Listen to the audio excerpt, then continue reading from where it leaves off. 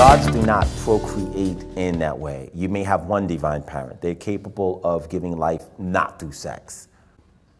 Gods can copy themselves. Gods can transduce themselves. They don't create a physical progeny in the way that you would, because they're more advanced than that. You may have up to 5 divine parents or as little as 1. How do you tell the difference between having a divine parent and just interfacing with a god or goddess? That's a good question. Divine parents will create an event in your life that leaves no other question as to who they are. Your divine parents create all of your tomorrows. They create the energy of your lifetimes. And it's not something that you have to guess. When you have interface with a God, and that's the thing, you have to grow into the cognition of what the difference is. I could tell you, but if you don't grow in that parameter, it's really like me telling you how to drive a car. I say, okay, well, you put your foot on the gas, you have to do this, you have to read the gauges before you go in there. And a lot of people, their car runs hot, and then the head gasket blows, and they're like, you have to read. How many of you didn't know that when you get in the car and you start the car, you have to read the gauges to see if it's in between H and C? You have to build your consciousness to a point where you know the difference between connecting with your spirit guides, your ancestors, your divine parents, other principalities, and exalted beings.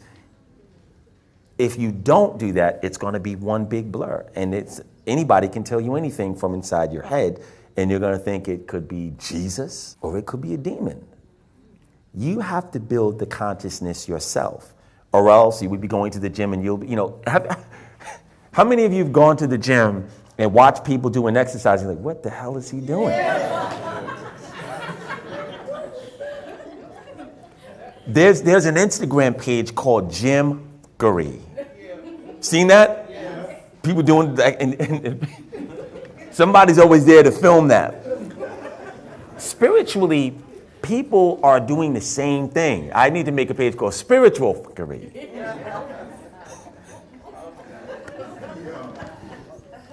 Show how people are, we're going to do this altar work and all kinds of foolishness. That's not going to give you the destination. So again, the answer to your question is evolution and evolving. And believe it or not, all of you are 10 steps closer to beginning to achieve that agenda if you continue to grow. All of you within this room have taken great strides in pursuing the reality of being able to have that lens. It's not going to happen overnight. Some people say, well, I've been burning ancestor money for 6 months and I'm not rich yet. And how old are you? You're 50. So in the backdrop of 40, 50 years compared to 6 months, where you've done nothing for your ancestors, you think it's going to take 6 months for you to arrest the financial debt that's been accumulating all of your life? It takes a little more time than that. So you have to continue to do the ritual until it shows the results over time. If you don't have patience and you're not going to grow very much, because people, I want enlightenment now. I want to disappear and I want to be able to, it doesn't happen like that. Spirituality is slow and steady for a reason, to protect you. So I have these recordings where I'm always like in the cosmic, right? So during one of the attunements, I think I want to say the second one, I was out in the cosmic and just going further and further, and then I heard your voice, and like, are you ready for this? I'm like, yes, and you point out, and I follow your hand, and the next thing I see is like colors, purple stand out and green.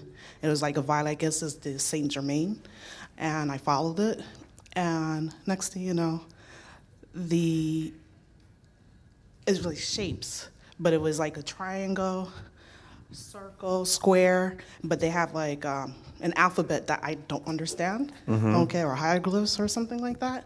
And they were spinning like the triangles going this Speak, way. you're doing this. So like, I'm keep sorry. the mic and then Triangles move going this this hand. way. Right. Yeah. Thank you. Okay. Triangles going this way, spinning, and the circle going that way, like inside of each other. Right. You're doing I it just again. was Keep wondering the why- mic to your mouth. Yes.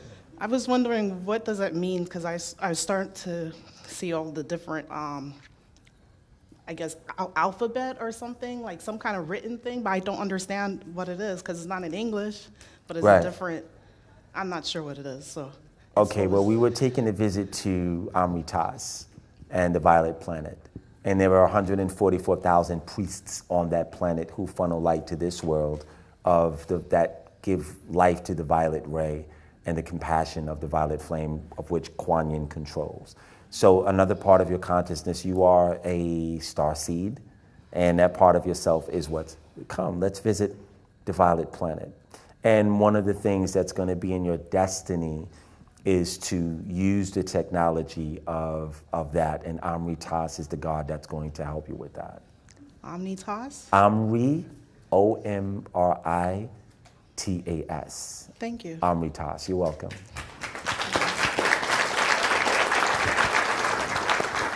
Yes, my name is Jay Scott, Blessing Sri Master. Greetings, King. Greetings, everyone. On my third attunement, well, first of all, I'd like to start. Yesterday, I went through the stations. Didn't feel a whole lot. When I got upstairs, I just started crying, though. The tears just started coming out. I felt the overwhelming love, so on and so forth, compassion. That's great. Last night when I did my third attunement, I saw her. Her? Yeah, I don't Elisa. know her name. Okay, let's put a name on it. You talking about Excuse Elisa me, right what there? is your- Raise your hand. Is that who you saw? Yes. Okay, you saw Elisa. Yes, IP. Elisa? Yes. Yes. I saw Elisa, and she turned into the white Tara. A white Tara? Yes. Nice. Do you know who And white she Tara is? And it's like she was projecting energy to me. Okay. So that was it. That's all. Question, do you know who white Tara is? There's green Tara, white Tara, and there are different colors, but Yes, a little. Elisa, Little. do you know who white Tara is? Okay. White Tara is very, very powerful. And what I would ask you to do is to print up, actually, she's in our presentation. I'll show you what she looks like tomorrow. She's also part of the gods that have something to do with the golden chariot. Oh, okay. So the proof of that, it's very interesting that she would show herself to you. And Elisa, that's good. You have a great connection. And that's through Apollo. So that's a great, great confirmation. Thank you for sharing. Thank you. I'll give you some more information tomorrow.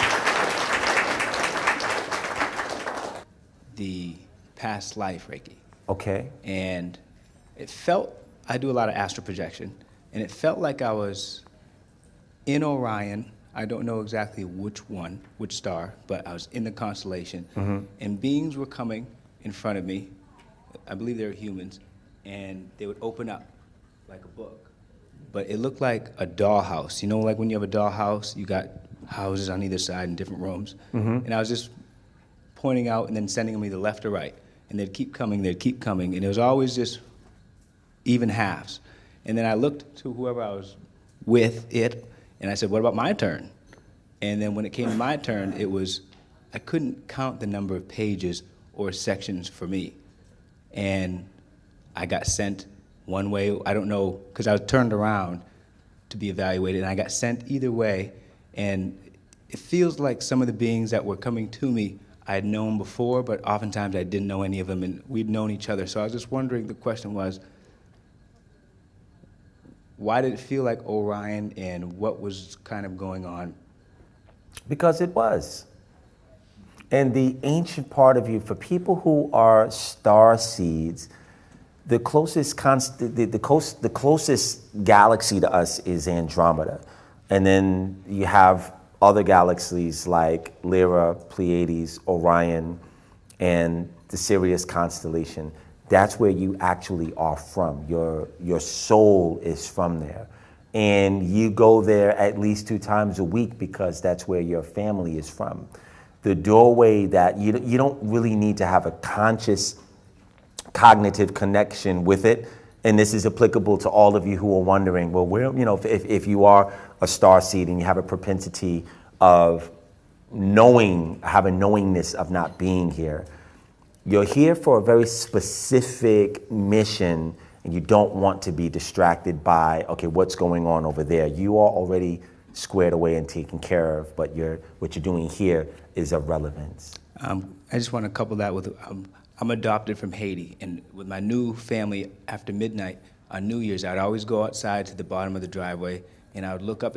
Before I knew Orion, there was always that constellation, and I'd speak to who I thought was my parents, definitely my mother, and I've always been searching for my mother in this lifetime, but also up there, because it's just an adopted thing.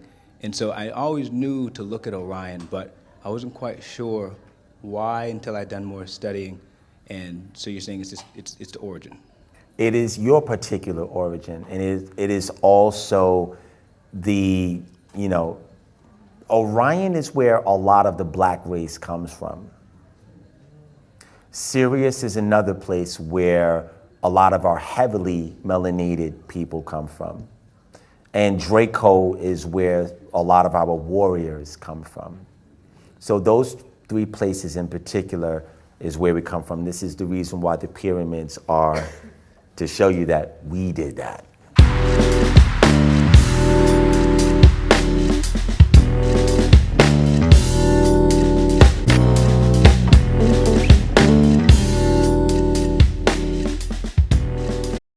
You want to do it the hard way, huh?